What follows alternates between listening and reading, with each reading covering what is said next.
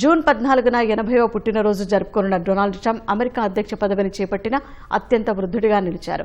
అధ్యక్షుడి ఆరోగ్యంపై నిరంతరం ఆందోళనలు వ్యక్తమవుతున్నప్పటికీ తాను సంపూర్ణ ఆరోగ్యంతో ఉన్నారని ఆయన చెబుతున్నారు.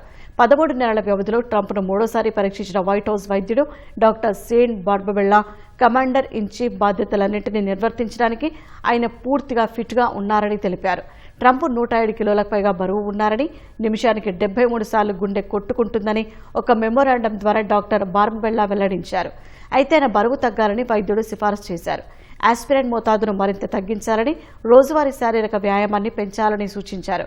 అనేక వైట్ హౌస్ కార్యక్రమాలలో ట్రంప్ నిద్రపోయారని ఆరోపణలు రాగా ఆయన ఖండించారు. కళ్లు మూసుకుంటే తనకు హాయిగా అనిపిస్తుందని చెప్పుకొచ్చారు.